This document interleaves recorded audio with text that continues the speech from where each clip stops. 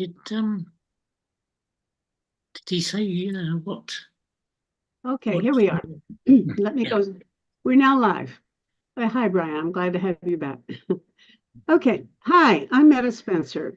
And I'm welcoming everybody to this series called Cool Thinking, which is a series of 35 shows that we're producing, forums, I like to call them nowadays.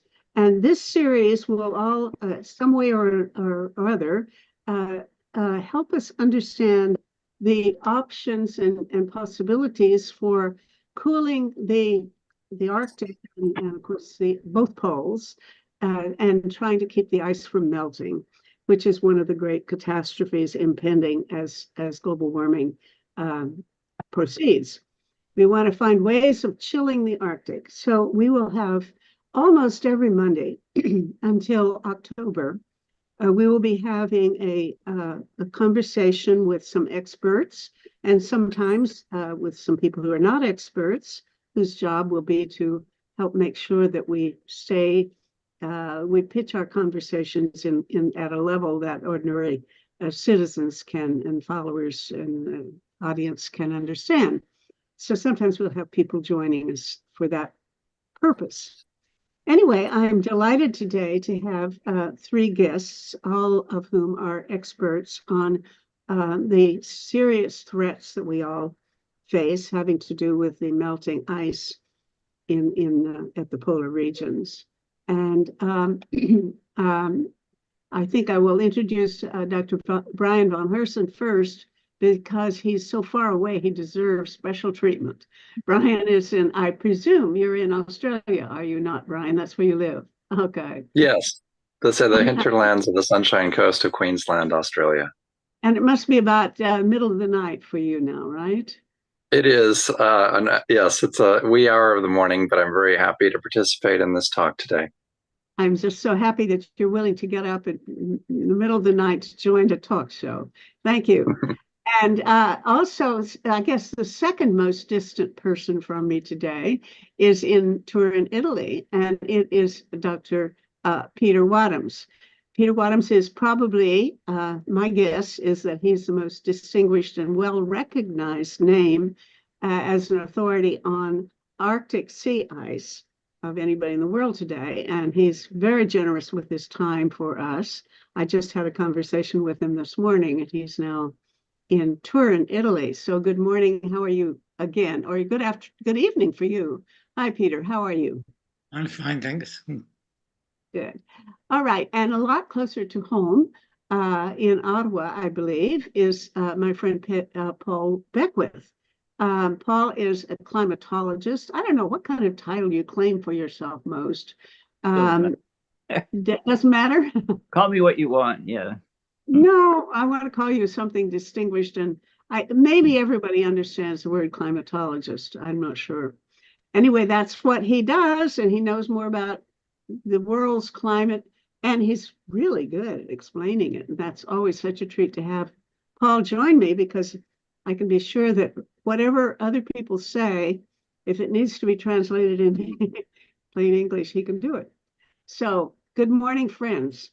Now, what we are doing, as I alluded to, is we're going to have a series of 35 different forums in which we'll invite distinguished guests who are all experts on global warming and primarily on things that can be done, allegedly, or we hope, to use mostly technology to keep the Arctic and the Antarctic colder than they are doomed to be otherwise, because they're melting and we see catastrophe looming. So there are various people who've come up with proposals.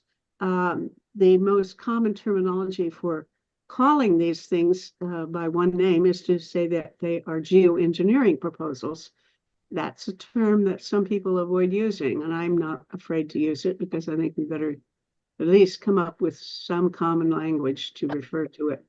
And one of the technologies, and probably, well, I don't want to pick my favorites so soon, but one that I find quite credible is called marine cloud brightening. And that is a technology that involves, to put it very simply, spraying tiny particles of seawater into the atmosphere where they go up into the clouds, and tiny pieces of particles, droplets, are lighter and in color. They're white. And the darker, the heavier and bigger droplets are darker color. So when you change the composition of a cloud in the direction of making it more light weight particles, you lighten the cloud, and that creates the greater reflectivity, make the cloud whiter, and it reflects light more, of course, than a dark thing does. And therefore, incoming radiation from the sun gets deflected or reflected back into space, which cools the water underneath, and you only do it over water. I don't know whether that's an adequate summary to explain what the whole thing is about yet, but let's see if Brian can correct my version of marine cloud brightening. Yes, Brian. Well, I think it's worth mentioning that these particles, so to speak, are the very sea spray that you see when you go to the beach. If you were go down to the beach and you look up and down the coastline, you'll notice a bit of haze along the coastline where you may see some sea spray that is caused by the waves and whatnot, and it looks a little hazy if you look up the coast or down the coast. And so those very same sea spray particles that make the ocean so the beach experience so healthy. It's really got some wonderful, very healthy ions in the atmosphere. It moisturizes the air. It's really quite a natural phenomenon, the sea spray. So I think it's important to mention that this is such a natural process that we experience every time we go to the beach on a windy day. Mm-hmm. Or wavy day, I should say. That is very interesting. And maybe you want to even explain, I can't talk about the chemistry of the thing, but tell me, maybe you want to explain how it works. How does this happen, that if you spray salt water into the air, it would have that kind of effect? Yes, well, it's pretty simple. Those little droplets of seawater, some of them are less than a micron in diameter, they go into the air as a natural part of wave motion and bubbles popping and everything that happens on the beach when you have waves crashing on the beach. And those droplets of seawater evaporate in the air. They actually dry out and turn into little salty particles. Just like if you're going in the water, you'll taste that it's salty. Well, that salt becomes a little tiny salt crystal, and much like you put on your eggs in the morning. And that salt crystal is small enough to float up to the base of the cloud layer. There's this layer called the boundary layer of the atmosphere that's between the seawater and the bottom of the clouds, and that's a convective layer. Just like as you're heating up water or a stew, you'll notice it's turning over. Well, the sunlight will warm the surface of the earth, and it will cause the air to go up to the clouds, and then the air will come back down again. That naturally transports those little sea spray particles to the clouds, where they can help form what's called cloud condensation nuclei. It's the tiny little salt particles that help produce a droplet that forms a cloud. You see, for a long time, I didn't realize. I thought you had to spray it upward to, push it to get it up into the clouds. But what I'm told is that it will naturally be lifted up to the clouds. Yes. Call this convection or something? Okay, good. I see. Yes, and it's from every day we have sunlight hitting the surface of the earth, and it warms the surface of the earth and causes the convection to go up to the clouds and then back down again, just as if you're boiling water, but at a lower temperature. So we want to talk about this as a possible mechanism that could be exploited and used artificially. That is to say, we could have stations along the coast or maybe on ships in the ocean.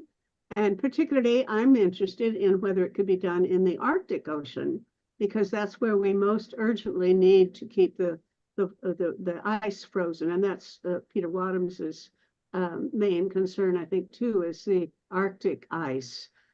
So I want to talk about that, but I also want to introduce somebody who's just joined us, and that's Dr. Adele Buckley.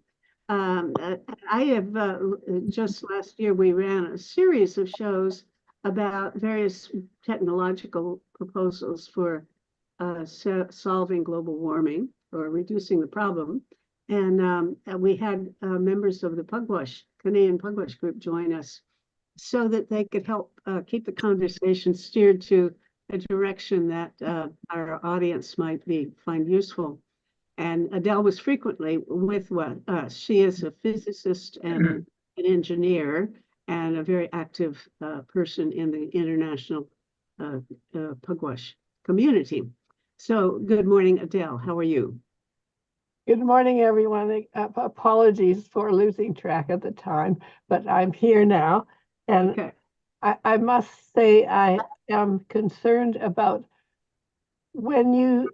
if you see a cloud that's appropriate, does it last long enough to actually receive the spraying that is occurring? Mm-hmm.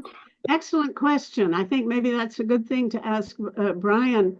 Oh no, let's move on to Peter Wadhams, because I want to tie that up to the Arctic as soon as possible. I understand that this system of marine cloud brightening really it might work better, more easily, if carried out in warmer climates than in the Arctic. The Arctic is not the easiest place to use it, but it may be the place that is most necessary, because we most urgently need to do things quickly to solve the Arctic melting ice. And so please answer my question if the Arctic is a good place, and Adele's question as to whether the clouds maybe they move too fast to make it really a practical solution. Peter? Well, this is a good question, so therefore I'll pass it to somebody else to answer, because I'm not sure what the answer is there. So maybe Brian would like to answer that question. Well, Brian's got his hand up again. So Brian. Yes. Well, I actually am a pilot of 3,000 hours, and I'm very happy to say that I've flown through the Canadian Arctic, of which you speak. And I've seen many times what's called the marine stratocumulus cloud layer, which is a gray overcast, which I'm sure you're familiar with if you've spent time around Hudson Bay. And those are the very clouds that we're seeking to re-brighten. And why do I say re-brighten? Because NASA satellites, and in fact, the Big Bear Solar Observatory, have confirmed that our planet is dimmer and duller than it was just 20 years ago. Really? And that is a profound realization. But the NASA Ceres satellite has been doing measurements for over 2 decades and has actually measured the reflection of the Earth. And we've gotten dimmer and duller over the last 20 years. Fine. As well, Do it's they know both the mechanism? Yes, it's due to the sea ice, and it's due the loss of sea ice, and it's due to the loss of marine clouds. So in many ways, we have to re-brighten the planet in order to get us back to pre-industrial levels of reflecting the sunlight from the Earth back into space. And that's a very important. Why would we have lost marine clouds? See, I mean, I'm familiar with most of the stuff about global warming, the effects, but I haven't heard anybody say that we're having fewer clouds because of it. Yes. What's behind it? Can I say Well, there are something several here? reasons. Good, please. I'll just add, I'd like to contribute to the conversation as well. Meta, you need to read some of James Hansen's papers and letters that he puts out frequently. Mm-hmm. You can learn about the reduction of sulfur in marine shipping fuels, and sulfur act as cloud condensation nuclei. So the absorption of solar radiation on the surface of the Earth has greatly increased, mostly, more than anywhere else over the oceans. With the tightening of regulations on sulfur emissions by the International Maritime Organization, you can measurably see that the there's far fewer clouds over the oceans in the northern hemisphere, especially. So the Earth is absorbing way more sunlight. I mean, the Arctic albedo has decreased, significantly. So the Arctic is darker, it's absorbing more sunlight. The other thing is this method of marine cloud brightening does not actually modify existing clouds. Okay, existing clouds, have a certain lifetime, quite dependent on things like the number of collisions between water droplets because they coalesce and then they rain out. So, clouds also can evaporate. So their lifetime is, in a matter of days generally. So what you're doing with marine cloud brightening is you're creating all of these small nuclei, cloud condensation nuclei, in a part of the Earth where there are very few of them, which is over the ocean. There's no source of these particles. So you create these small particles of cloud from salt, salt, you blow salt, so you spray salt, seawater through sprayers, the water part evaporates, it leaves the salt crystals behind. They're acting as cloud condensation nuclei. They're there to, and you can get, when you get clouds forming, if you get clouds forming in that region, those clouds will consist of very small water droplets, making them very, very bright by the Twomey effect. Okay, this is what Stephen Salter's been talking about for years. So you get these brighter clouds, and therefore they reflect sunlight, and you can cool the planet that way. So can we create them in the Arctic? Well, there's different ways where you want to actually cool the air, for example, going into the Arctic. So you don't actually have to, one way to cool the Arctic is to stop all the warm air from going into the Arctic. So if you position sprayers and cool the ocean and the air moving into the Arctic, you can actually cool the Arctic that way, for example. Okay, now look, Brian's point was that in the last 20 years, the world's gotten dimmer. But my understanding is that the change in the amount of sulfur emissions from shipping has been a recent thing. They only recently started making companies reduce the amount of emissions of sulfur or whatever. And that wouldn't explain anything that started happening 20 years ago. And I'm not sure whether Brian it could have been that there are only 2 points, the beginning and the end, that they're testing, and the change really happened last year or something, and the rest of the time it wouldn't have been any dimmer until they recently started this. Brian, set us right. Do you understand? By the way, yes, you don't have to put your hand up. Nobody has to put your hand up. You can interrupt each other and even fight if you disagree. Well, just that there's such a time delay here that it's helpful to have the electronic hand up as well. So in response to that, Professor Tapio Schneider at Caltech has confirmed that a warmer planet has fewer clouds, especially fewer marine clouds. And so this is something that is a significant effect. And in fact, the International Maritime Organization has, since 2015, almost a full decade, been reducing the allowed sulfate particle emissions in the marine area offshore, more than 100 kilometers offshore. And this is all in an effort. Near shore, it makes a lot of sense to reduce sulfate particles because there are significant health effects going on. But further offshore, these particles get rained out with every rainfall. So, after a week, they're all rained out. But that had a huge effect. In fact, I believe that Dr. James Hansen has identified that the change in sulfur particles over the last decade has been the equivalent of it's caused such a loss of brightness that it's as if we've added another 100 parts per million of CO2 equivalent to the atmosphere. In terms of the radiative imbalance over the last 20 years, think of it as a temperature budget or a light budget. If you take the light coming in minus the infrared going out, you want to try to balance that budget to keep your planet at a stable temperature. But that budget has gotten sorely out of balance, several watts per square meter out of balance in the last 20 years. And this is a profound problem that's resulting in enormous heating of the atmosphere. In fact, the final phase of the IMO, International Maritime Organization regulations, went into effect just 1 year ago. And we saw last summer temperature anomalies of 5 degrees Celsius in the North Sea, and that is high temperatures there, and 101 degrees Fahrenheit in the Florida Keys, enough to kill most of the corals in the Florida Keys. You know, a temperature of 101, if you stay in that water for more than a few hours, you're going to overheat and die. I mean, a person will die in that seawater after, several hours because it's hotter than body temperature. And so what will the corals do? They have no place to go. How are they going to survive? And sadly, the first reef I ever dove on at the tender age of 18 was the Sombrero Reef down in Key Largo. And the New York Times had an audio podcast just last August, September, describing the demise of that beautiful Sombrero Reef. Just, the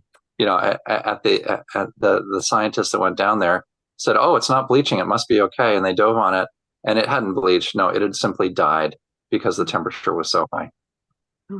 Okay, well, but the reason for requiring ships to stop emitting this stuff was a benign reason, a very laudable one. That is to reduce pollution, right? I mean, it was Near shore, that's very important. Offshore, it's critical that we sustain our ecosystems. And it turns out the sea spray and, to some extent, the sulfate particles historically, but there are a variety of innocuous particles, including natural particles that are produced by the plankton in the ocean. All of these are important cloud condensation nuclei for forming those healthy marine clouds that keep our Arctic region cool. And so it does help in the Arctic. And one thing that I think is important to recognize, you probably remember all those wildfires in Canada over the past several years. Those wildfires, more than 1% of Canada was on fire last summer. And those fires produce black soot, which lands on the Arctic sea ice and on the glacier ice, and it makes it dark during the summer and absorbs. If it's dark, it's going to absorb a lot more sunlight and melt a lot more ice. And so we're getting an accelerating feedback from all those wildfires that are not only in Canada, but also in Greenland and Alaska, that are contributing. Yes, I think actually, Peter, I believe after one of your trips to Greenland, we were talking, and you were telling me about that particular concern. That is one of the issues that you've been addressing, isn't it? The soot or the other sources of blackening of the. Well, yes, we just produced a report on that. In fact, there is, as Bruce says, that there's a big increase in the amount of deposit on the surface. It's like the surface is like a great sheet of blotting paper, absorbing dirt particles and ice particles, of course. But in the case of the present circumstances, it's largely dirt particles that are doing the damage. And we don't know really how to deal with that. It's just increasing the amount of energy that's absorbed. Well, I don't want to change the subject exactly, but this is an appropriate time to mention the fact that one of the possible interventions that have been proposed as a way of keeping the Arctic sea ice white is something, well, I believe a woman at Stanford has proposed the sprinkling or somehow dispersal of tiny particles of glass balls all over the Arctic. Somehow this would reflect and light and increase the albedo effect of the ice. And I didn't know, it was a real question whether we should have a special forum discussing that. I don't know whether that's realistic or not, but is that a relevant? You say, Peter, that you don't know what to do to fix it. Would this be one of the possibilities? I don't really think so. I know it's being done and it's being proposed very vigorously, but the amount of energy involved, and also the the surface, the stuff that you're putting on the surface doesn't stay there. I mean, it's absorbed into the melting ice. It's really it sounds good, but I don't think it'll work. Yeah. Brian. Yes, I think it's important to mention that while reflecting the brightening the surface of the ice can help to some extent, really nature's way of doing this is marine clouds. It's wonderfully reflective. You'll notice that on a cloudy day, it's just 20 degrees cooler than it is on a sunny day. And that's nature cooling itself. In fact, there's some evidence that the plankton of the ocean actually contribute to these cloud condensation nuclei and help keep the clouds bright. In fact, the late Sir James Lovelock developed this as one of the Gaia theories of how does the planet keep itself cool?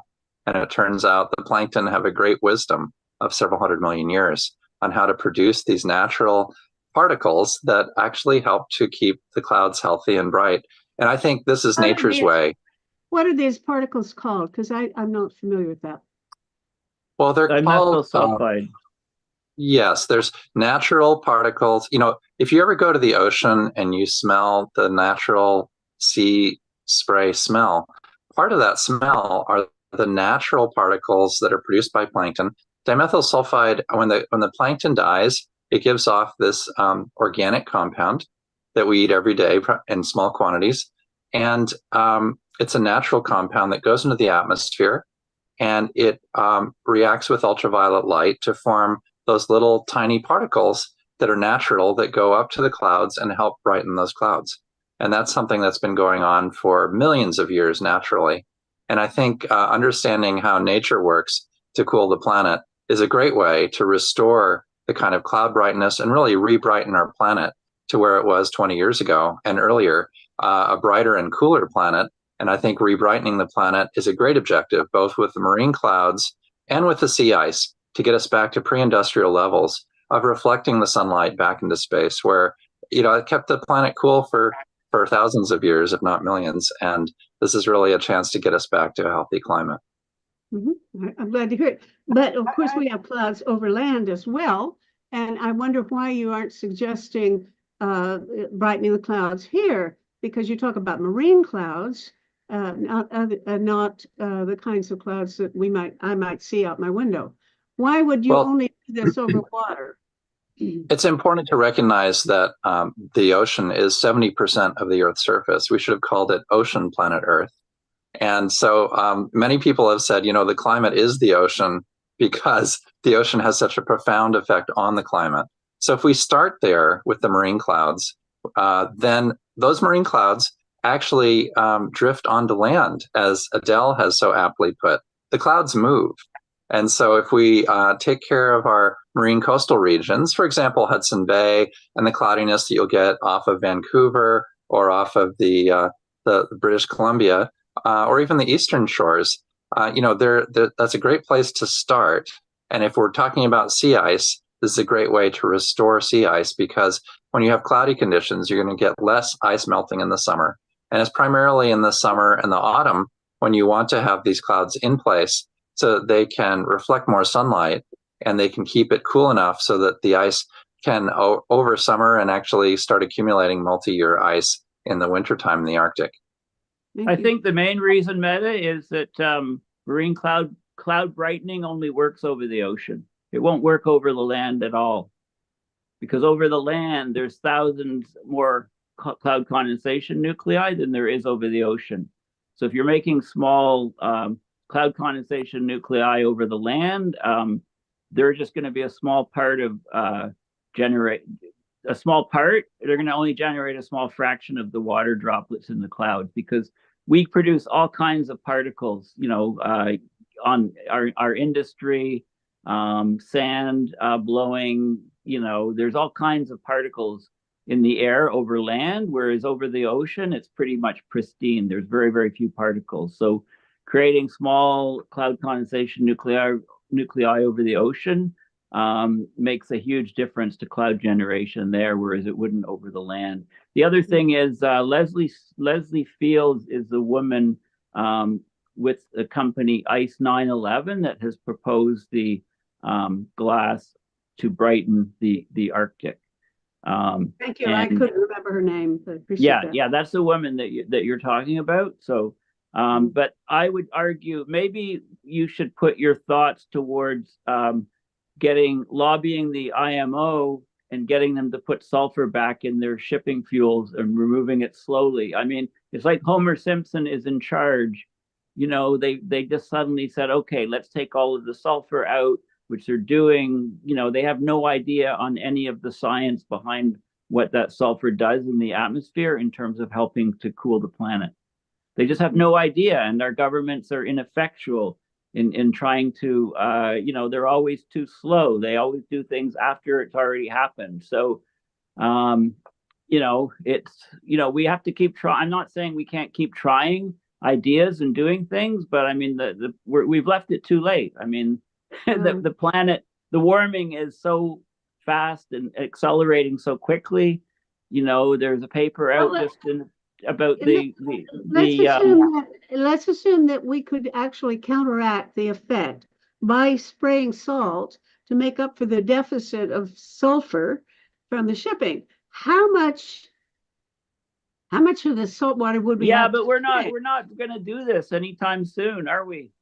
Well, I don't know. We're not going to do it at scale. I mean, you know, we have to be realistic here. Like, none of this is happening, right? Well, but we're going to make. We can all have our ideas and say we need to do this and do this, but the reality is none of it is happening, and our planet's acceleration, warming. Pugwash is going to lobby the Canadian government, so let's see if we can get some action there. Ryan. Okay, we'll get them to put sulfur back in the shipping fuels. That's a good start. It can be done very quickly. That's not necessarily a good worth putting the effort into. I have excuse me, a few thousand comments and questions, but yeah, the ocean is like one ocean. It's not a multitude of different oceans. And I don't see why it's important to choose the Arctic. Can I make a comment? It's a difficult place to work. Should we all place to set up? And so it seems that you could get a lot more effect if you would go somewhere not the Arctic, because it's less expensive, less trouble, easier to do. You can do more of it. So I realize also that putting glass beads on the ice is useless when we're soon going to have an ice-free Arctic in the summer, and all the glass beads disappear anyway. So that seems useless. But really, the Arctic, if Meta says, and of course it's true, the sooner that something is done, the better. But waiting until somehow you can do it in the Arctic seems like that. In response to Adele, I think there are some key opportunities, and that is intervention begins at home. And rebrightening, for example, Hudson Bay or the British Columbia area, it's about getting those marine clouds back. And so it's something we can do in our regions and our communities. So it's something we can do offshore British Columbia, offshore California, you know, offshore Hudson Bay, where communities want to regenerate their healthy climate. And that's about getting the brightness of the planet back locally and regionally. So, you know, Paul said it's mainly over the ocean, but I do beg to differ. As a former resident of Southern California, those marine clouds were responsible for cooling tens of millions of people in Southern California, extending hundreds of kilometers inland, because those marine clouds, as Adele has aptly mentioned, go from the ocean overland, and they extend hundreds of kilometers in, and they actually cool tens of millions of people in Southern California, just as an example. So we have many places where that happens. Of course, clouds blow over land, but those you can't generate clouds over the land. That was my point. That's not true. You can't generate clouds over the land, Paul. Paul, I beg to differ. You can generate cumulus clouds all day long. over the land. As you've noticed, if the, if you in the morning it may be bright and clear, but by midday you've got some bright cumulus clouds that are reflecting sunlight very naturally. And so they're different clouds. And yes, there are cloud condensation nuclei. But instead of saying it doesn't work over land, I would simply say that marine aerosols and anthropogenic and terrestrial aerosols both contribute to cloud formation over land. And I agree with you on that point. Mm-hmm. Okay. My reasoning for Adele, for why it's important to do it in the Arctic is simply that the Arctic is such an emergency situation. I mean, I hang out with Peter Wadhams a lot, and Peter, remind us all that this is really, really an emergency situation, because I know it's on your mind a lot. Well, it's certainly an emergency if you think about marine ecosystems. If you think about marine life in general, polar bears or something, you're wiping out basically a large part of the Earth's surface as far as its marine life is concerned, and that's obviously bad. But I don't know exactly how bad that is in relation to other things. But it's nasty, and if we can prevent if we can bring about freezing or bring about cooling of the Arctic, then we have achieved something useful. Mm-hmm. Okay, fine. I'd like to ask about a little bit about the technology involved in this proposal, because this is a practical proposal, mainly coming in our previous conversations from Stephen Salter, a retired engineering professor in Edinburgh.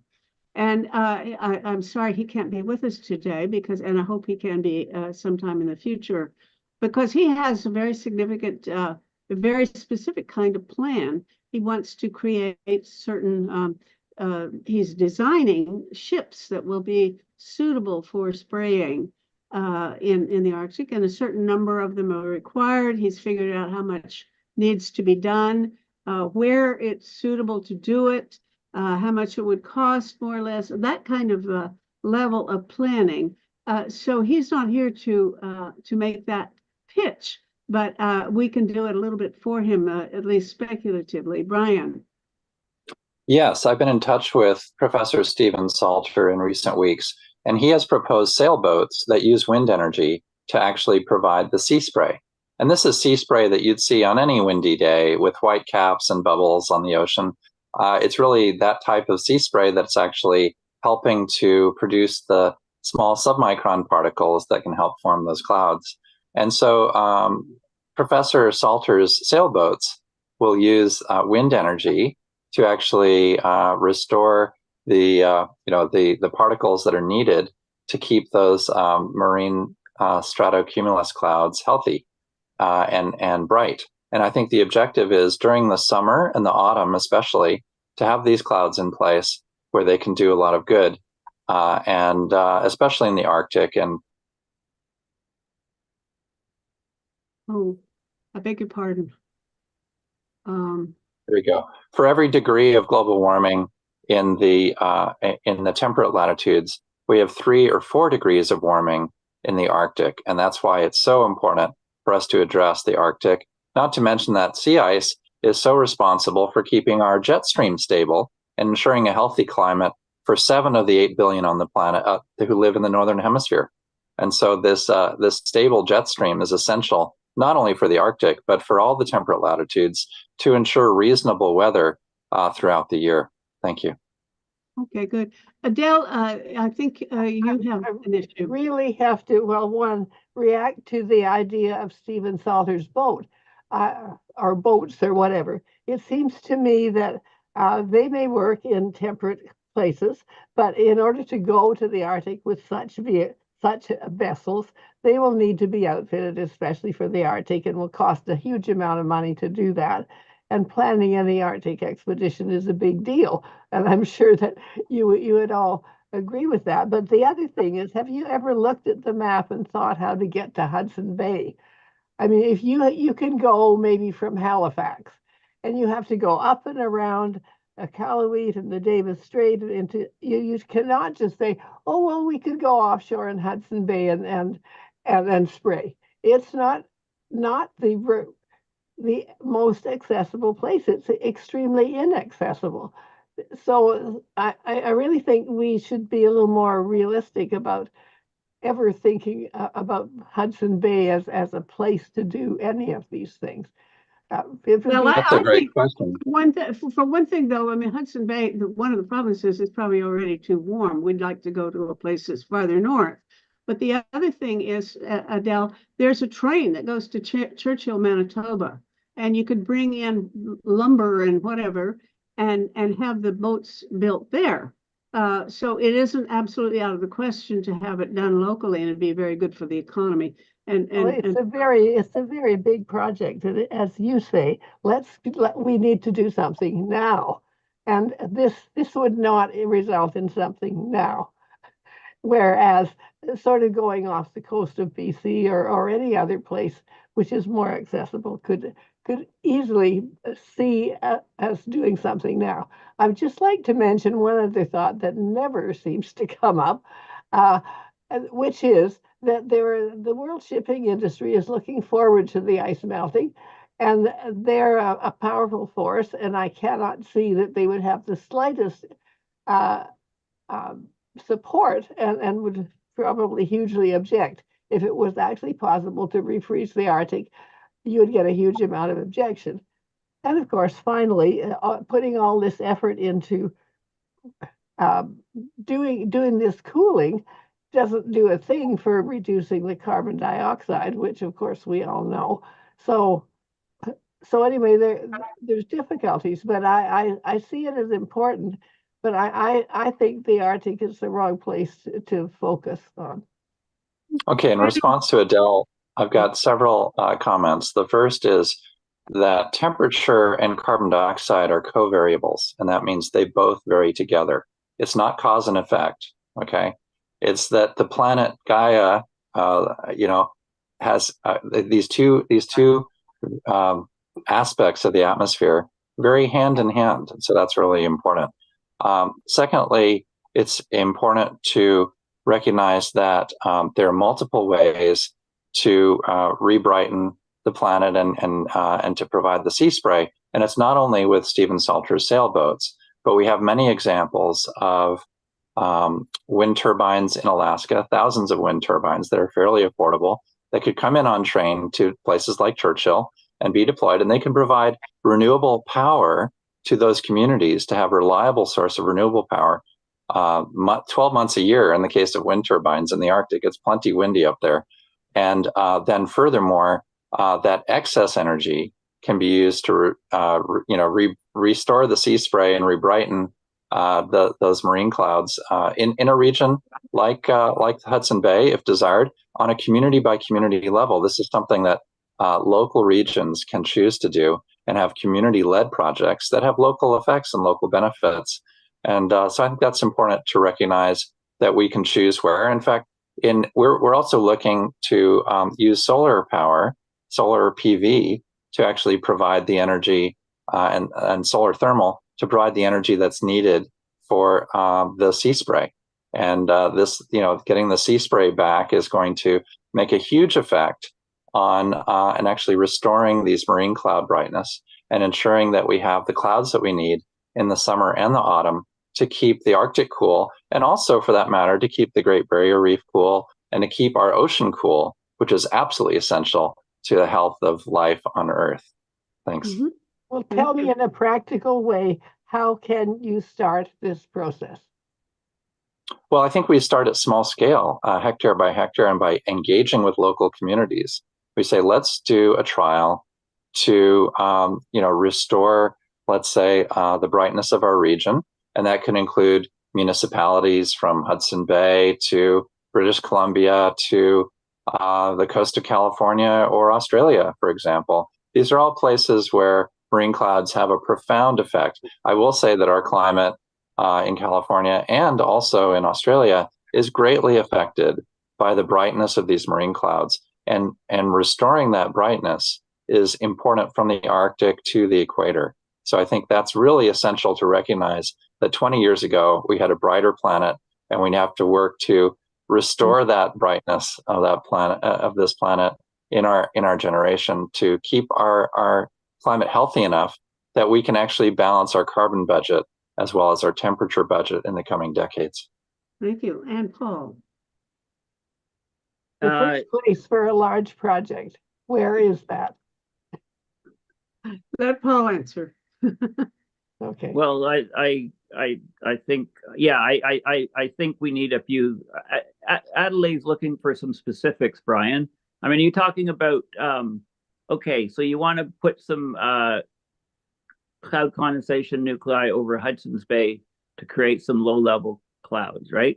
So how do you do that? Do you send up sailboats that can, with spray nozzles on the trains that go up to Churchill? How do you do it? You can't build anything up there. There's no infrastructure to build stuff. You have to ship it there. You can either go, if you go by ocean, you have to go into the far Arctic and then go south into Hudson's Bay, or you ship it up by rail. So obviously you're talking about rail. Yeah, right? I would recommend the rail approach, and I would furthermore recommend social engagement with the communities. That's where things begin. We engage with those communities. I'm sorry. We engage with those communities and ask who wants the renewable power, who wants to revitalize their communities, and who wants to restore the healthy climate that these communities have enjoyed in previous decades. When those communities sign up for community-led projects, we engage with them and raise the resources that are needed to provide the renewable energy, the wind power, and the solar energy that can actually make a difference. And that excess energy can be used to actually restore the sea spray, restore the marine cloud brightness in a region, and that can be measured by satellite and by other sensors. So it's something that can begin community by community. And I would say Hudson Bay is certainly a candidate for the Arctic, and I would say the British Columbia region is fine, and we should engage with those local communities and with Indigenous and First Nations peoples to actually work to regenerate healthy climate in their regions, one at a time. So are you suggesting that the Canadian government is going to fund this, or are you suggesting that private corporations are going to fund it? Well, I would say to begin with, we need to look at a grassroots effort where we have people around the world and communities. It's really at local levels and people who care about the climate who are going to make the initial steps to actually restore the healthy environmental conditions that provide us with kind of a pre-industrial healthy climate that we've enjoyed in previous centuries.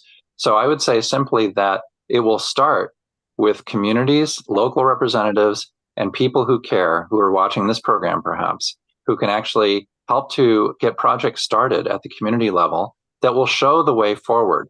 And once we've shown the way forward, then yes, state and federal governments will eventually come in and enable this to scale. And so it's going to require, the future is here today. It simply requires that we do the small projects today that will show the way towards large projects in the future that can be responsible and safely done. A couple of years ago, or maybe just a year ago, I was asking Stephen Salter how much it would cost, because he believes that you can do a pilot study in the Canadian Arctic or subarctic that with something like $30 million. You would have maybe 4 different stations where people would be spraying seawater. And so the question is, where would we get $30 million? There are, of course, I don't think you're going to go around asking people living in these Inuit communities or to look into their piggy banks. I think we really have to go to somebody with deep pockets, some billionaire or that maybe we can find somebody who could fork over $30 million to get this going. And he thought it would have to take about 5 years to get it going. I agree with Adele that it's going to take a little longer than I would like to see it take, but some of the other technologies may be something that can be done more rapidly. Brian? Yes, for less than $1 million, you can install an Arctic marine wind turbine that can produce 100 kilowatts of power, and that's probably including shipping on the train, by the way, up to Churchill. And so, it can be done at a smaller scale. For less than $1 million, you can install a turbine that can power more than 100 homes, I would say. And then, furthermore, we can also do at small scale the solar photovoltaic projects and the solar thermal projects that can demonstrate that this works at the shoreline and show that it can be done at a small scale and then can be scaled up. And so I would encourage us to consider the small solar projects to start, the less than $1 million projects that can include a wind turbine that can provide power year round. And then furthermore, eventually, of course, Stephen Salter can work at a larger scale with his marine vessels. So we start small and work larger, and there are a number of small projects we can do for less than $1 million. Mm-hmm. Okay. I'm sold, but Adele is sold. What do we want to know who is we? I mean, it's just, if you got a community on Hudson Bay or Haida Gwaii or somewhere to agree that they would want to do this, I swear it would take a number of years before it actually was fielded, whatever it is. And that's only I think once the funding was in place, we're developing the approaches now that will be able to be deployed in just a matter of months. So it's less than a year to put this in place in a community. Of course, the funds have to be raised, but once they are raised, the project can be deployed in just a matter of months. It takes just a few months to put a wind turbine into place or a solar PV system. So this all can be done, and it's not very difficult. Mm-hmm. Okay, I think that is a reasonable thing to look forward to.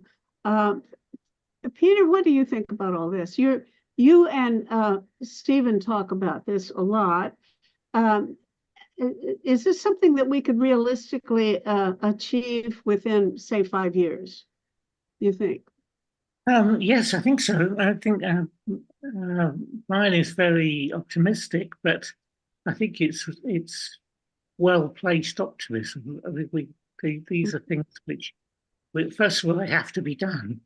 At a certain point, we've got to be able to deal with this problem.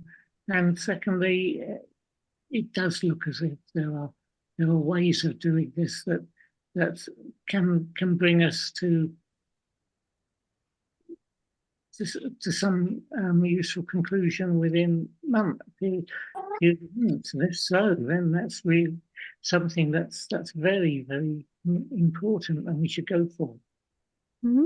Well, I like the idea of consulting the Indigenous people who, most of the people living around that area are Indigenous Canadian people, and they need to be asked because it's their livelihood, their environment that we'll be tampering with, and they need to be consulted. But also they need jobs because their livelihood is already being impacted adversely, and it's necessary to provide alternative ways of employment for them. Paul, you were joining forces, it sounded like, with Adele a little while ago, voicing skepticism.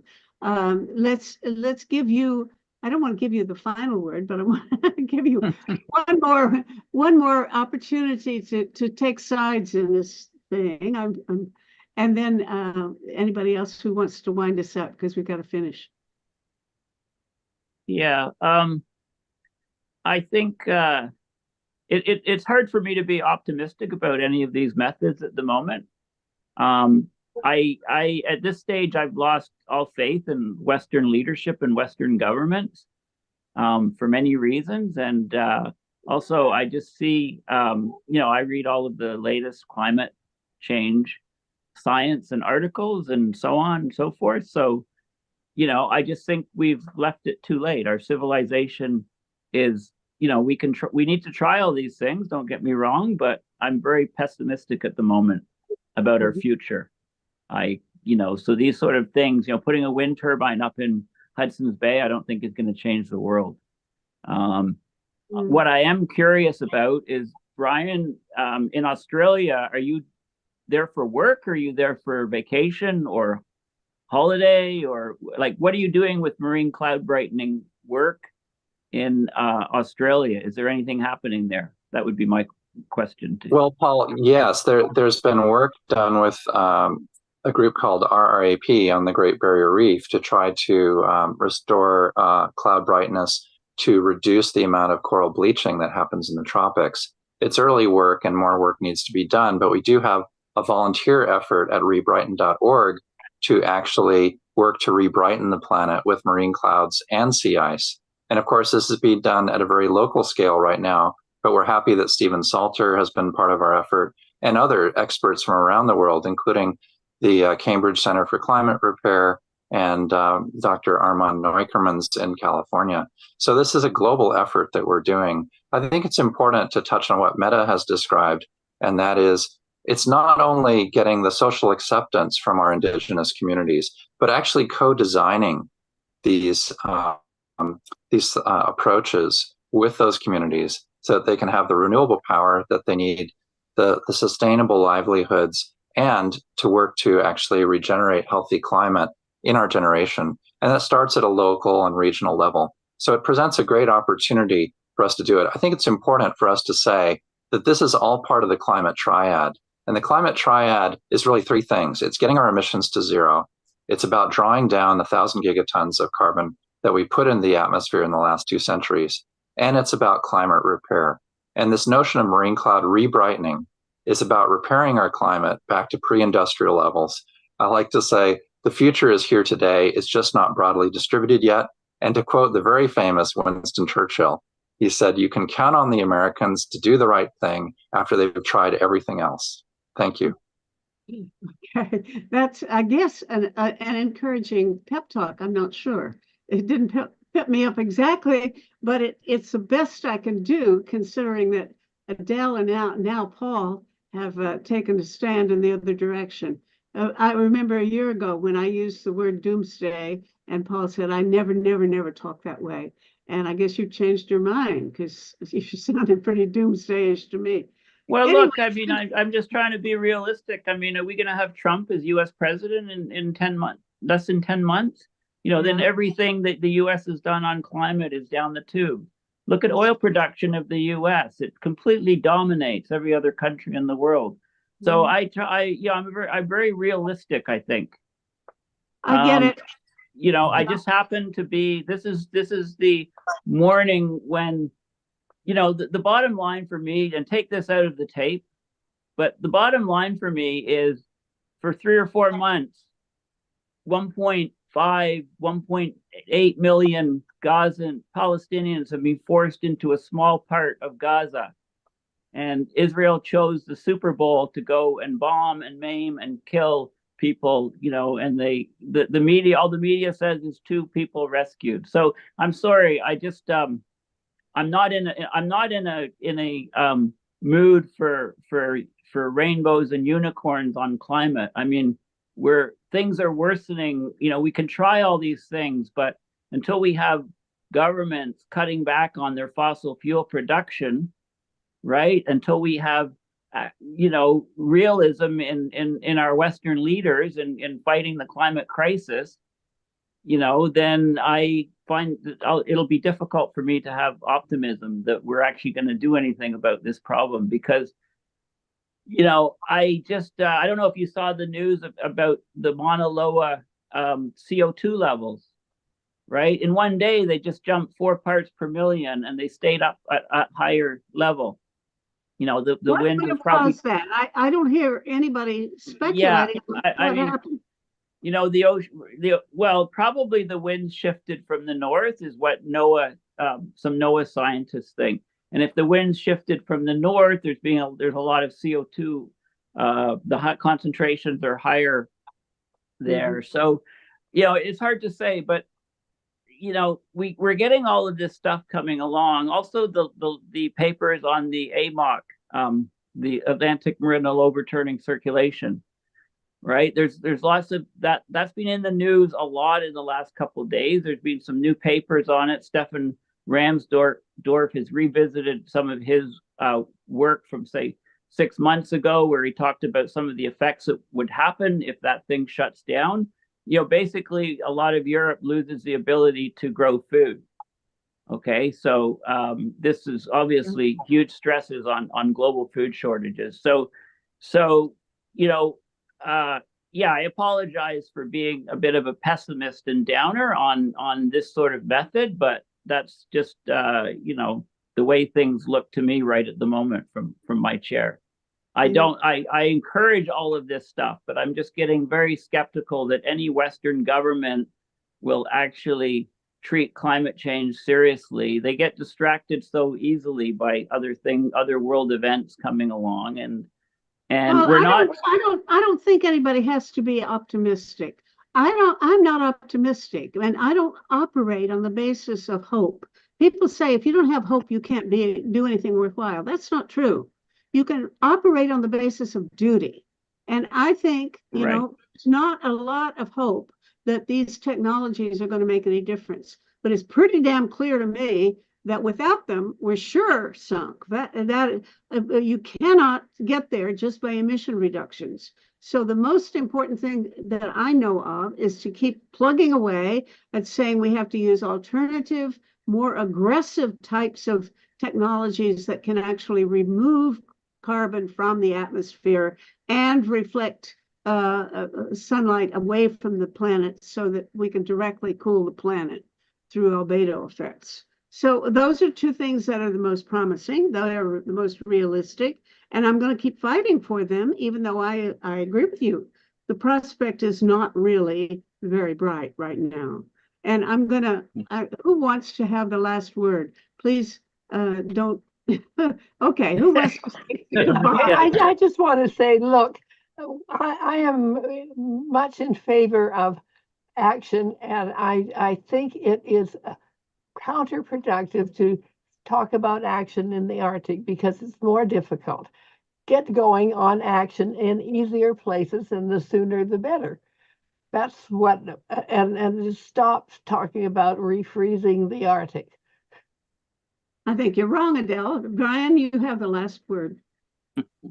I think it's important to engage with our communities, Indigenous and First Nations and local communities, for groups that want to make a change that can make a difference in the world.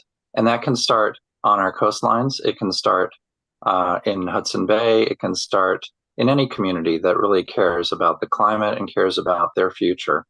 These local projects can really show the way forward because it is not hopeless. And I think we need to call people to action. There is basis for actually enabling nature to get back on her feet. And, we've said for decades, we've observed that give nature half a chance and she'll rebound exponentially. And we simply need to give that small helping hand to get us back to healthy environmental conditions that can support healthy climate in our communities, starting on our coastlines and extending across the planet, because that's our responsibility, as you've so aptly put, Meta, is to actually be the change that the planet needs on a planetary timescale. Thank you, Brian, and thank you all. And I want to encourage everybody who's been watching this to keep in touch with us. Our website, tosavetheworld.ca, will post these shows every week, almost every Monday. Or rather, we'll do them on Mondays, and it'll take a day or so to get them onto our website in an edited form. But keep watching that, because we're going to have a series of 35 discussions that are all relevant to the question whether or not any of these technologies are really promising in the prospect of chilling the Arctic and the Antarctic and helping to keep the ice that we have, or even Adele doesn't want to use the word, but refreezing the waters there.